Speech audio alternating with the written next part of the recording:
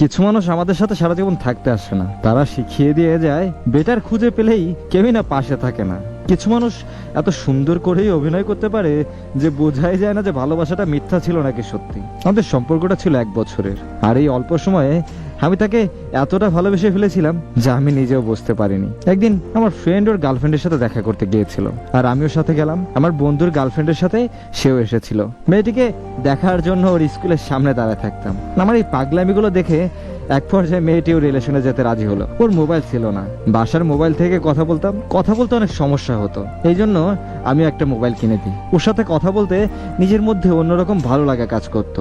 কথা না বলে থাকতেই পারতাম না। আমাদের মধ্যে কিছু না কিছু নিয়ে ঝগড়া হলে আমি আগে সরি বলে মিটাই নিতাম, কারণ ওর সাথে আমি কথা না বলে থাকতে পারতাম না।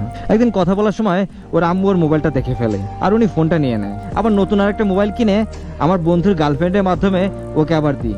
এইভাবে একে একে 5টা মোবাইল কিনে দেয়। আর ওর আম্মু যতবার দেখতো ততবার ওর থেকে মোবাইল নিয়ে নিত, কিন্তু ওর আম্মু এই কথাগুলো ওর আব্বুকে বলতো না। এভাবে দিন যাচ্ছিল। তারপর ওর ফ্যামিলি ওর বিয়ে দিতে যাচ্ছে, কয়েকবার ওর দেখতেও আসে। আমি আমার পরিবারকে ওর কথা জানাই, আমার পরিবার ওরে দেখে এবং সবাই মেনেও নেয়। আমি আমার পরিবারকে ওর বাসায় পাঠাতে চাইছিলাম, কিন্তু সে মানা করতো, বলতো এখন না, কোনোভাবে বাসায় যাইতে দিত না। ওর আব্বু বলতো ওর আব্বু নাকি আমাদের সম্পর্কটা মানবে না।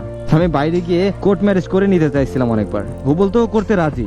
অনেকবার সবকিছু ঠিকঠাক করে ফেলার পরও ও আর আসতো না, একটা না একটা বাহানা দিত। আর আমি ভাবতাম ওর হয়তো আসলেই কোনো সমস্যা হয়েছে, তাই আসতে পারে নাই। তারপর আমি কিছু একটা করার চেষ্টা করি। সবকিছু বাদ দিয়ে ইন্টার ফাইনাল পরীক্ষাটাও না দিয়ে কাতারে চলে আসি। কাতার আসার ঠিক 2 দিন পর সে আমাকে জানাচ্ছে তার বিয়ে আগে থেকে ঠিক হয়ে গেছে। কিছুদিন আগে তাকে দেখতে আসছিল, কথাবার্তা একটু একটু চলতেছিল।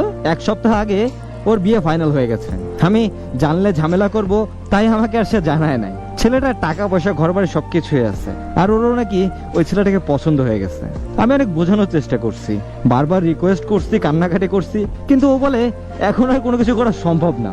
অথচ প্রথম থেকেই ওরা আমি বলে আসতেছিলাম যে তুমি তোমার আম্মুকে বলো, বাকিটা আমি ম্যানেজ করে নিব। ও বলতো আমাকে যে ও নাকি ওর আম্মু আর দুলাভাইকে আমাদের ব্যাপারে বলছে। পরে জানতে পারি আসলে ও না কাউকে কিছু বলে নাই, আমাকে জাস্ট বুঝাইছে। ওর বিন্দু পরিমাণেও চেষ্টা ছিল না। শেষে আমি আমার ফ্যামিলি মেম্বার দিয়ে ওর বাসায় কল দিলাম কথা বলানোর জন্য।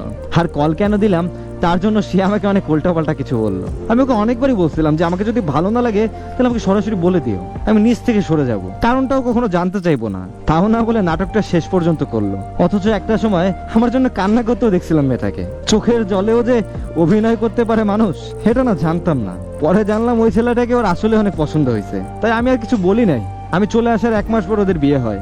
এখন বেশ ভালোই আছে ও, শুনলাম মা হয়েছে। আর এখন আমি প্রবাসে আলহামদুলিল্লাহ ভালোই আছি। এখন প্রতিষ্ঠিত হয়েছি। মানুষ অনেক সুন্দর অভিনয় করতে পারে। হয়তো এটা বুঝতে আপনার অনেকটা সময় লেগে গেছে। প্রত্যেকটা মানুষেরই না 2টা রূপ আছে, একটা উপরে আর একটা ভেতরের। কিছু মানুষের 2টাই এক, আবার কিছু মানুষের আলাদা। তাই আমরা বুঝে ওঠার আগেই ধোকাটা খেয়ে বসি। তবে চিন্তার কিছু নেই, জীবনে যে থাকার সে থাকবেই, আর যে থাকার না তাকে হাজার বুঝায়ও রাখা সম্ভব না। লোভ অনেক খারাপ জিনিস। তার থেকে সুন্দর কেউকে দেখলে যদি আপনি তাকে ভুলে যেতে পারেন, তাহলে আপনি কখনো না তাকে ভালোবাসেন নাই।